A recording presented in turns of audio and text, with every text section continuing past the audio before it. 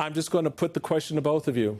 Speak to me about this moment, because I hope at least I tried to capture at the end there what it meant for me as a black man to see the image of the first black president and the first lady displayed that way, and how it brought back so much that many of us have already gone through. So, Eddie, I'll start with you, and then Janae, please share your thoughts as well.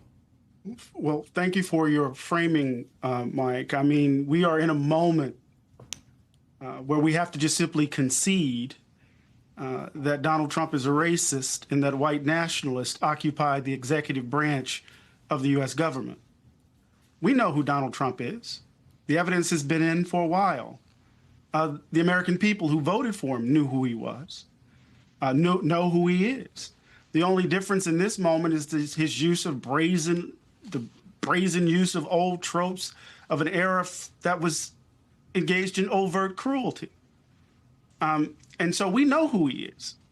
And I think it's important for us to understand that to identify him as a racist, to identify the agenda as a white nationalist agenda, is not to deny the greed, it's not to deny the grift and corruption, but it's to understand a pillar of what holds this administration up.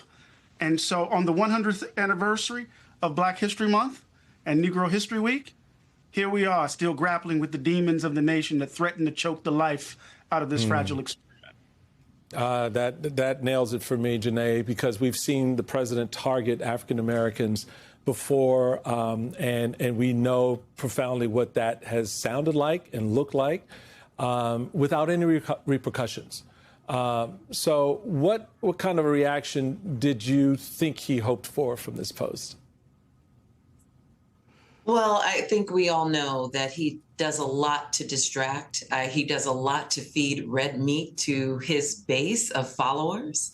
And I think that's exactly what this was. This was an attempt to be silly, to dehumanize, to ostracize, to minimize the accomplishments of Black people in particular. You know, he has a particular venom that he reserves for Black people and Black communities, that he deploys when he feels desperate, when he feels like he cannot rise to the occasion, when he's confronting, in particular, people who defy everything that this country wants us to believe about Black people that is negative.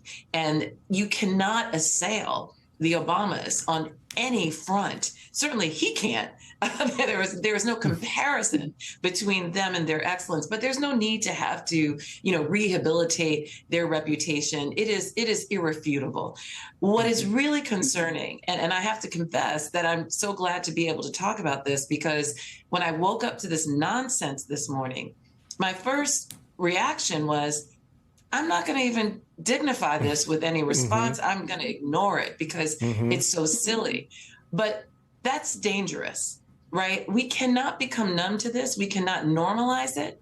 We cannot come to accept the fact that there is a person occupying the White House who is abusing government property and abusing this system to denigrate Black people and many others. We cannot stand for that and act as if it's business as usual. As much as we know it is frequent from him, it is his want to do this, we just cannot normalize it. At the same time, we cannot be distracted by so many other atrocities that are happening at his behest. And that is such an excellent point. And I keyed in on two words, Eddie, that Janae used: particular venom. A particular venom that he reserves for Black female journalists, a particular venom that he reserved for, the Central Park Five, a particular venom he reserved for a number of African Americans who got in his way. And in the end, he thought that, well, he could just assuage the Black community by, offering up some gold lame sneakers, because after all, we value that more than our own dignity. Which led me to this point in listening to the Republicans come out today in response to this. My estimation in listening to a lot of it, this was a big time to cover their own ass, because they're in a heated political contest in their district. As much as they don't want to admit it, Yeah, they may not have a whole lot of black folks in their districts, but they do have a whole lot of white folks who are bothered by what they heard, as we played with the three-time voter of Donald Trump coming in. What's your make and take away from this? I mean, you know, the party piece that's shot and gone. But Right. when you look at now how we should contextualize when we hear these folks come out and basically do the thoughts and prayers in this instance, how should we be reading this going forward? Because at the end of the day, actions mean a lot. Right. So the words, not so much. I think, Michael, what we saw and what we've heard is this attempt to put the toothpaste back in the tube. You know, part of the post-1960s consensus is that a certain kind of blatant racism was banished from American political debate. And what you had instead were dog whistles. We could talk about busing. We could talk about, crime and urban policy. And we knew all in each of those instances who they were talking about. But for the last decade or so, we haven't been engaged in dog whistles. We've been listening to foghorns. And we know that what we've seen is that there's been a blatant and explicit appeal to grievance, to white grievance. We know that there's been an explicit kind of motivation behind our contemporary politics that folk want to be white without judgment. They want all the benefits of whiteness without judgment. And so now to try to revert back to the old consensus of, no, we can't talk this way. We can only signal through DEI policies, through admission policies, right? Through great replacement theory that drives the immigration policy and the like. Now you want to go back to dog whistling? No. What we see here is a blatant hypocrisy of the Republican Party that has signed off on a white nationalist agenda for the last decade. And you know this, Mike, because you've been right there. You've seen it happen. Yeah, well, the first thing I think we need to be thinking about is the 77 million people who voted for him. Where are they right now in their journey in this country, in the 250th anniversary since the Declaration of Independence? Is this the future America that they want to inhabit? And there's a real question, because while they may want, as my brother Eddie says, they may want the whiteness without the responsibility, they, with that, are also getting a grifter in the White House. They're also getting fleeced in front of our very eyes.